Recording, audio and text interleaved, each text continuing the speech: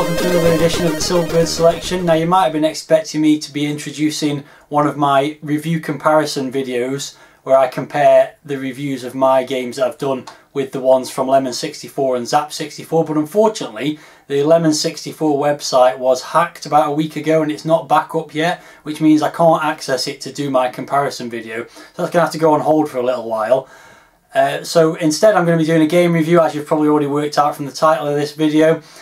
Now, by pure coincidence, this game actually isn't listed on Lemon 64 and as far as I know has never had a review in Zap 64 either, so this wouldn't feature on any of those review comparisons anyway. The game is Pasteman Pat, not to be confused with Postman Pat, and it was released in 1988 in the Silverbird packaging. A fairly uncommon game to find out there. There's only one copy for the Commodore 64 on eBay at the moment, and that's going for £10, which is a ridiculous amount of money. My copy cost me £3, so not too expensive. So let's take a look at Pasteman Pat and see what it's like. Here's the front cover there, and as you can see it's typical Silverbird range for the era, and we've got the image of Pasteman Pat with the logo down the side there, and Pat himself is on a ladder pasting a poster on a fence. Got the Pasteman Pat logo on the spine, of course, and then going on to the back cover you see the 4 screenshots of the game, and I'm not sure if these are Commodore screenshots or not, but you can quite clearly see the posters that you're going to be doing in this game are based on probably loading screens from other Firebird games. So you can see Ollie and Lisa there, which I've reviewed previously in this series. Not quite sure what's going on that one. Some kind of space shooter on the bottom right there, and then on the bottom left you can see it's Bubble Bobble, which was released by Firebird originally. So that's quite an interesting thing that they're using the loading screens presumably from other Firebird games in the background of this game. Not a bad idea. And at the bottom there the blurb says stick 'em up with Pat's posters, which doesn't really give you much insight into the game. Moving inside the packaging we can see the other Silverbird titles being advertised. We've seen this before on other packaging, so I'm not going to go into it too much detail. I think we've seen those 4 games shown before as well. And then moving inside we've got the overview of the game. Pasteman Pat, copyright L. Calder. Pat Splat, the finest poster putter upper in Groovetown, spent all day yesterday pasting the new batch of posters, but his rival Nasty Norville has got his henchmen to muddle the posters up, so he's got to sort them out. So that's a very detailed overview background of the game. Then you've got the loading instructions, and then even more detailed are the gameplay instructions. Firstly it says use a joystick to control Pat, and then you've got all this information about the different difficulty levels, the fact you can load different posters off the tape, the 5 different pictures. The aim of the game is to sort out the messed up billboard. That's already been made clear, and it tells you how to do that. So yeah, lots of information there. Seems like almost too much information for what seems to be a simple game on the face of it. So here you can see the loading screen, and even by Silverbird game standards this is poor. It's just a plain blue background with the pale blue text on, just like you'd get on the boot up screen on the Commodore 64, and it says now loading Pasteman Pat, copyright 1988, Jeff Calder, produced by Silverbird, please wait. Boring. So the game is loaded, and here we have the title screen, and there's a couple of things to note right off the bat here. And the first is that the name of the game, once the game is loaded, is actually Billboard. It says that down the right hand side, so I can only assume that right at the last minute Firebird decided to rename it Pasteman Pat to give it some kind of similarity with the famous kids TV character Postman Pat.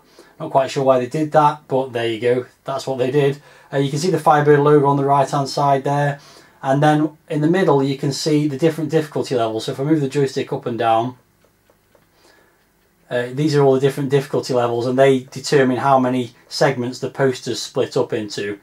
So you can see they're rated as there's 4 at Kids Stuff, 4 at Smart Alec, and 4 at Mensa only. And at the bottom there is the option for a new poster, which will load a new poster off the tape. So the other thing to mention about this title screen is there's no music and there's no credits. In terms of music and sound in general, this game has got absolutely no sound in it whatsoever throughout any of the game. But what's strange is that I've actually played another version of the game on an emulator ROM file, and that does have music and sound effects. Now that was a cracked version of the game, so I don't know if the crackers decided to put their own soundtrack in the game because it had none, or if this is just a bit of a duff copy, maybe an early version, and they actually then released it later with music and sound effects as well. But for this version, for this review, it's got no sound, and that's the way I'm going to review it, because that's what's loaded off the tape. So we'll start nice and simply with the lowest difficulty level. It'll allow me to demonstrate what it is you're supposed to do in the game. So here you go, and the first thing you can see is this is very Spectrum-y graphics. There's only 4 colours in use here, I think: blue, white, red and yellow. And you control Pat on his ladder, and you can scroll. Oh, I've got hit by something there. He's got lives, and if he gets hit by the missiles and things being thrown, then he loses a life. So you control Pat on his ladder, and you've got to move around and use your brush to move these segments of the poster around to actually draw or move them into the correct order to create this image. Now if you go to the bottom of the screen to where it says the toilets on the sign, you'll see an image of the poster you're trying to create, which, as shown on the back cover of the game, is what seems to be a loading screen from Ollie and Lisa, the Ghost of Shilmore Castle, but not the Commodore 64 version, because I've already seen that when I played that game in a previous review. I think this is actually the Spectrum loading screen, because I think all these graphics have been ported straight over from the Spectrum version of the game. So then if you press fire, you'll see how many segments it's been split into. As you can see, it's been split into 4, and if you press fire again, you'll see the current arrangement of those segments, and you can see pretty easily that the bottom half is already right, and the top half I've just got to switch them around to complete this mode of the game. It was the easiest mode, so I wasn't expecting anything to be too difficult. So I'll go and do that quickly because I've only got 8 seconds left. So all I've got to do is move these across. That should complete the level. You can see it's 100% complete on the bottom left there. It says well done. He's doing a little dance on his ladder. If there were some sound effects, I imagine it would be playing a jolly tune, but there we go, it's not. And I can even see colour clash on the Commodore 64 version. So yeah, that was pretty poor. So I'll play the next level up just to show you what happens with more pieces of the poster. So again, if you go down to the bottom, you'll see same image, obviously. It's now split into 6 segments, and they're mixed up like that. So again, it's not looking too difficult to sort out. Looks like I need to switch the bottom 2 over, probably move the top right one down one, and then swap the other 2 over. So let's see how it goes. So each level you go up, you get a bit more of a time limit, obviously, because it's a little bit more difficult. So I've got to get... Oh, I've got hit by something again. Because you can't... There's no noises for any of the objects coming towards you. There's no warning. So these objects that get thrown at you, it's just pure luck, really, if you actually manage to spot them. So I reckon if I swap that round... Well, that's not going to work because now they're on top of each other. So I'm going to need to roll this... Probably roll this that way, downwards a bit. Then move... Is that the left or the right? Then move that across, possibly, and then move that down.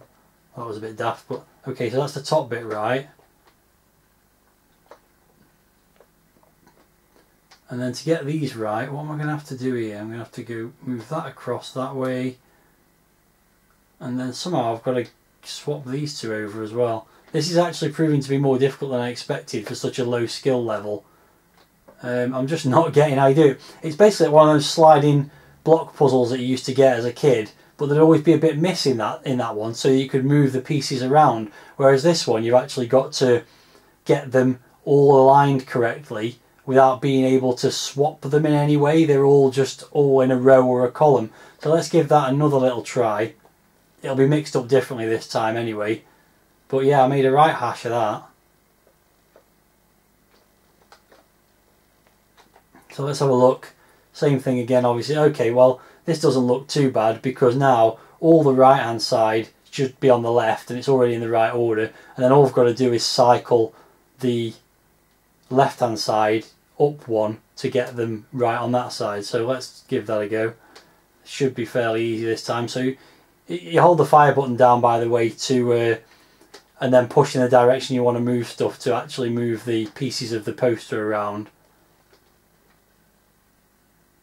And there we go, I'm complete with plenty of time to spare.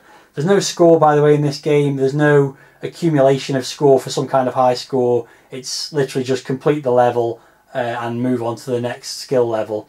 So with that in mind, I don't think we need to see any more of this particular poster. I'm going to load another poster off the tape, and I do that by moving down to the new poster option, press fire. It'll then say start the tape and press fire. Well, actually the tape's already started, so I'll just press fire and hopefully it'll start loading the next one off the tape. There we go. So I'm going to load one in particular I want to take a look at, and then that'll be pretty much it for this review, because it's a very poor game, as I'm sure you can already tell. Okay, so I've loaded another poster off the tape, and I have to say that took ages, and considering that the game is pretty simplistic, I find it hard to believe that you couldn't store all 5 poster images in one load, and you have to actually wait 2 or 3 minutes to load each one off the tape. So that's another negative point for the game. So what I've just loaded is a poster of one of my favourite games of all time, Bubble Bobble. And I'm going to move up to the moving up level and see how we get on at that difficulty level.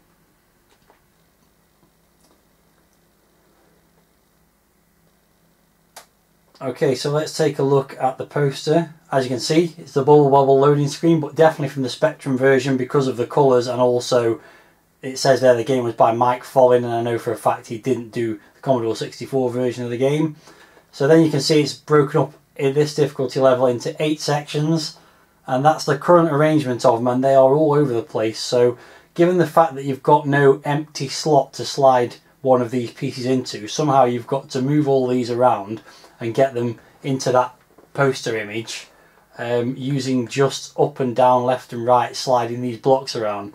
So I presume it must be possible, but I'm really struggling to see exactly how at the moment. So let's give it a go. So I guess the first thing is try and get them on the right side. So that would go there, but then that's going to have to go there. So you must have to get them on the right side and then also aligned, and then try and slide them around, I guess. Try and keep an eye out for these things being thrown around as well. Okay, well that's good. I've got the bottom and the top right now, and in fact, apart from this bit, I think it's all pretty much, it's in the right place, the right size, but not the right order. Let's just go back down and have another look. So that's what I'm looking like now. So all I've got to do is get the bottom row to the top and the top row to the bottom, ironically, which on the face of it doesn't seem too difficult, but I don't think that's actually possible. So I'm not sure what I do now. So to talk about the graphics generally, I mean the movement of the characters alright, and the sprites that are bouncing around, but they're clearly just really almost offensive Spectrum graphics. So there's been no effort made whatsoever to turn this into a Commodore 64 game. It's one of the laziest ports I've ever seen, and especially with the lack of the music as well. It's really disappointing. I honestly don't know how to do this. What about if we try rotating them around like this? And then the same for this guy at the bottom as well. Then move them up. What do we end up with there? Let's take a quick look at that.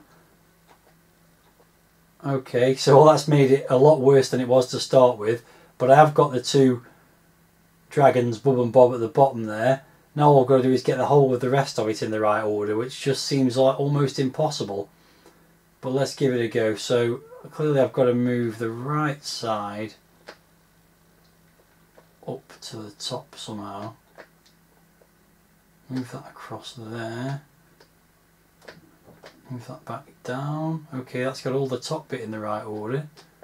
See how we're looking now. Okay, so I've just got 2 pieces that are in the wrong order now. Is there some way I can rotate those around to get them in the right place without having to wreck the whole of what I've already done? I'm really struggling to see how. Well, there must be a way. Oh, I've just gone back to do that again. Okay, so let's go. Let's swap those around. How is that going to help me? I'm not entirely sure. Move that down one. Okay, there. Oh, I've got hit by something again. I'm going to run out of time here.